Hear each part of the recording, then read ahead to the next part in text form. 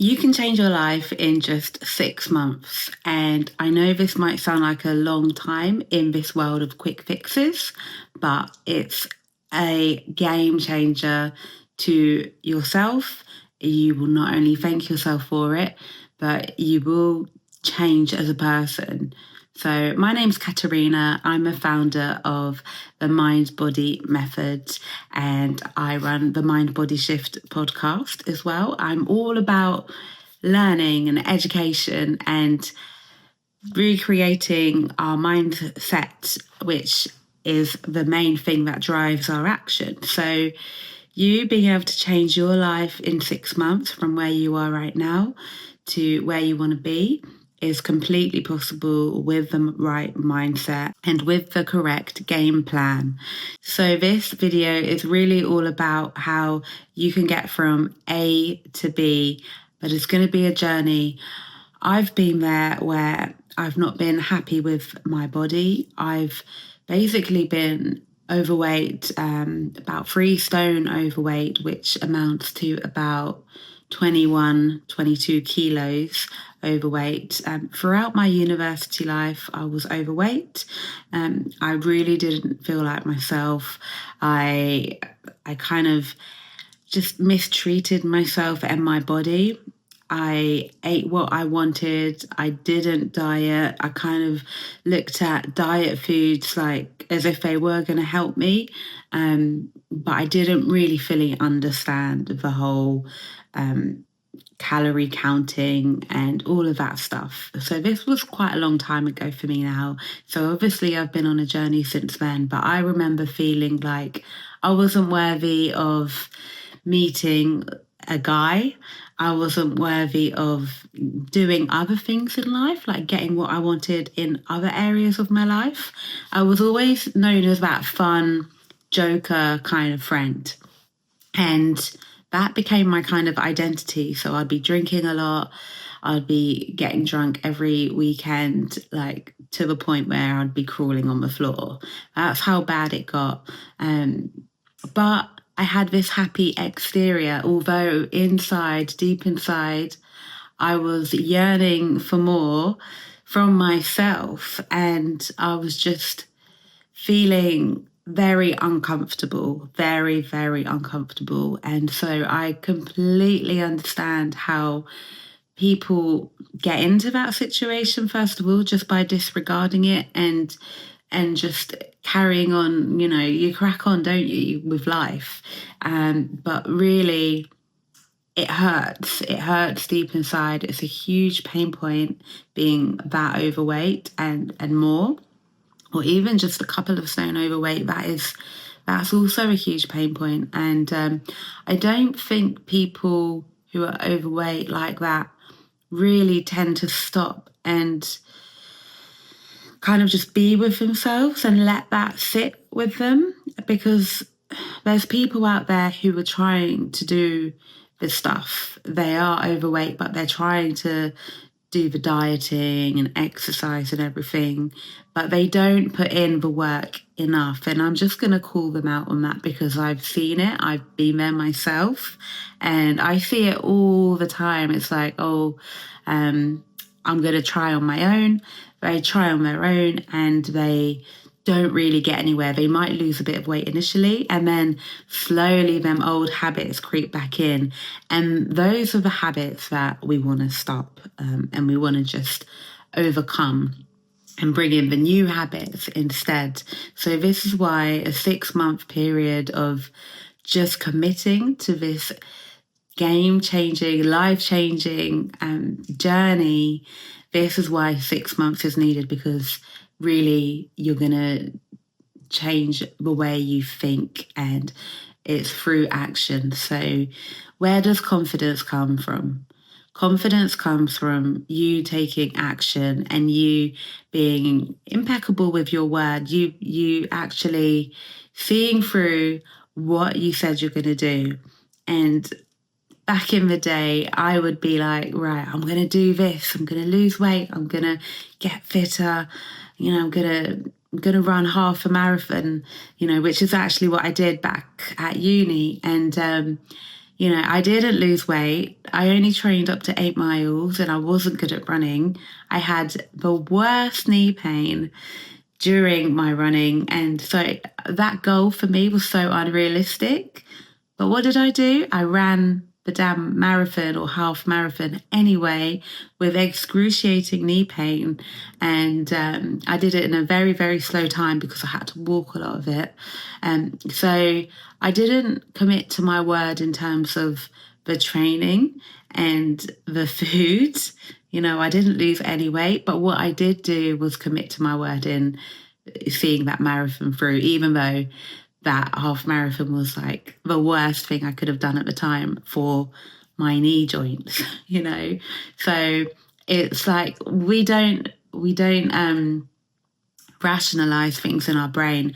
We make silly decisions based on the ego rather than what's actually good for us. So yeah, this is just my point of like stopping, staying still, and really deciphering through an educational reasoning of what is the next best step for me. How can I best get from my beginning goal to my end goal, and what's a sensible way to do this? So if you're somebody who is overweight, you might be 10 kg overweight, 15 kg or 20 kg overweight, know that the best place to start really is looking at what you're eating and tracking your calories. So you might be thinking, tracking my calories, like this is not something I want to be doing. It's very boring and tedious. But tracking your calories is going to be the number one aha kind of moment for you, because you're going to see exactly what you're putting into your body. Okay, so that's number one, track your calories. Number two is going to be look up how many calories your body needs for maintenance. So let's say you're a 5'5" woman and you're, I don't know, let's say you're 75 kg. So you might be a few kg overweight at that rate. So let's say your maintenance calories are 2,200 calories. That is your caloric needs for the day. And so whilst you're tracking, you might find that you're eating 2,800 calories per day. So that's about 600 calories over what you should be at maintenance. So what you want to do then is decipher, and you can do this all online on an online calculator. You can just see how many calories you need in order to lose body fat. So just be very real with yourself. You got to put in your statistics and be real with whether you're sedentary or you're moderately active or you're very active, because this will decipher how many calories you need to burn fat. So once you do that, you've got your calorie target, okay? Let's say your calorie target is 1,800 calories. So then you know how much you've been eating every day. So you know roughly how much you need to eat less by in order to start dropping fat. And you'll find that at the beginning of this journey, you will definitely lose fat quite quickly and drop the weight quite quickly. The scales will start to go down, probably at least a couple of pounds a week at this point at the beginning.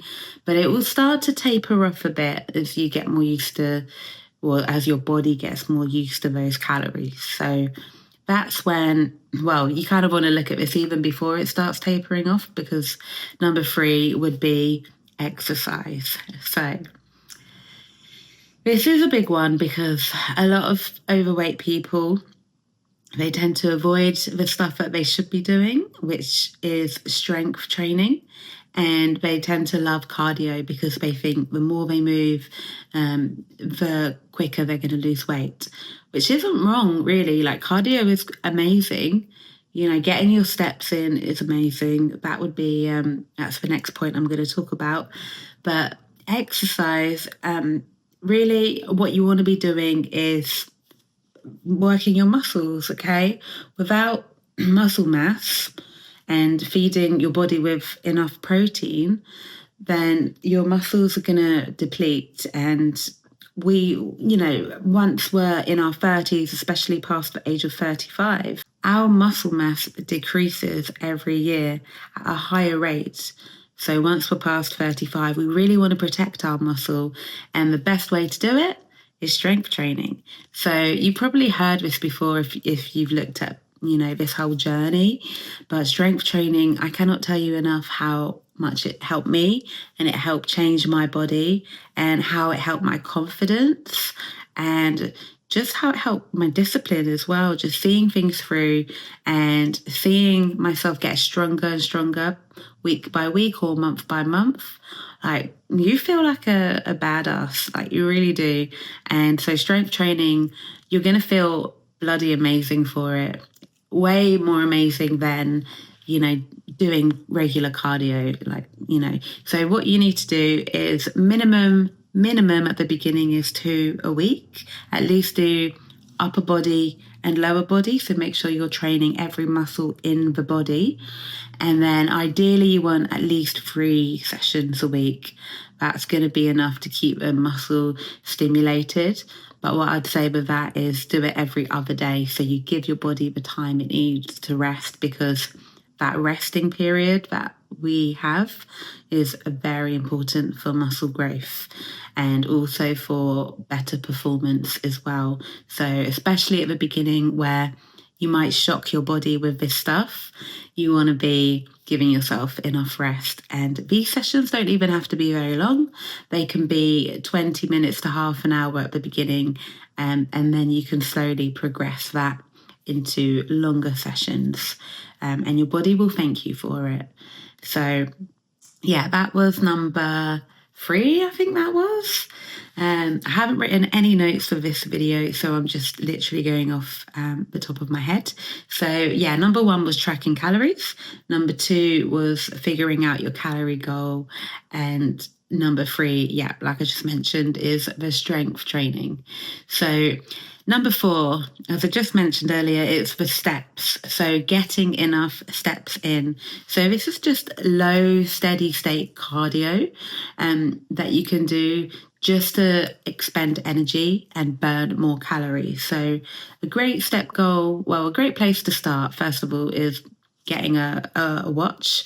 Or if you're a bit old school, then you can get a pedometer. If you don't like wearing a wearable, then put a pedometer on or use your phone to track your track your steps, and see where you're at right now. How many steps do you do per day on average throughout a week? And then what you want to do is add at least 2,000 steps onto that. So let's say you've got a fairly low step count, you've got a sedentary job. Let's say you're doing only 4,000 steps per day. So you want to be increasing that target to 6,000 steps per day, because all of this is about keeping it doable, right? So you want to keep it as realistic as possible to you. 1, so that you don't feel rubbish if you don't hit your goals. And 2, so that you can make really small progressive steps at a time, which will really make a big impact in the future. Okay, so give yourself a step target and stick to it. Go on walks, especially like my favorite time to go on a walk is after dinner. You can get a good like 5,000 steps in on a good walk after dinner, and you'll feel really good. You'll sleep better for it as well. Another great time to do it is first thing in the morning or lunchtime. Get away from your desk. I think, lunchtime is a great one, especially after you've eaten lunch. It's great for digestion. Just get out there for a walk. So yeah, make sure that you have your step target and enjoy going on these walks. You can go with a friend, family member, put your headphones in, listen to a podcast, and you can make it a daily routine, your daily podcast or audiobook or whatever you're listening to, or just good music, So yeah, get your steps in, guys. It will make a big, big difference. Okay, so that's number 4. And then the 5th and last one is check your mindset. Okay, so you need to be checking in with yourself quite regularly, especially if this is quite new to you. You might find you're going to have days where you're not as motivated. It's going to be like this a lot of the time. And your days where you're not motivated, make sure you have someone keeping you accountable. Okay, so whether that's a friend, a family member, a partner, or a coach, make sure that someone is holding you accountable, because it's so easy to backtrack and be like, oh, I've been working so hard. I feel like I just deserve a treat. So I'm going to take this whole weekend off.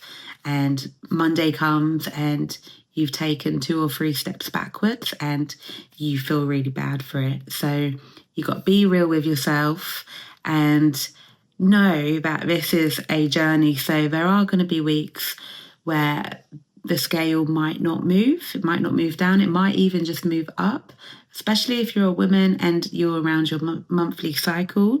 Just be aware that that is going to come into it as well. So really making sure you've got someone holding you accountable is going to be the game changer to your journey. So yeah, hopefully all of this stuff has helped. I am an online coach myself. You don't need an online coach if you're very disciplined and you are very good at holding yourself accountable, or you've got someone great in your corner helping you. But I'll be real, the majority of the time, an online coach is like the make or break of you getting to where you want to be on your journey. And I've had many an online coach to help me see my journeys through. Right now, I'm in a good position where I don't need one, and it's my job to help my clients. So yeah, if you are interested in joining my community, my online VIP program, then just give me a message, send me a message. You can find me on Instagram at Katerina_mindbody method. I'll drop the link in the description below. And yeah, we can have a chat. But just know that starting with these 5 steps that I just mentioned, this is really going to help you start your journey. But if you're really, really serious about getting to where you want to be and you don't want to end up backtracking, just know the help is out there should you wish to go for it. So yeah, commit to your journey.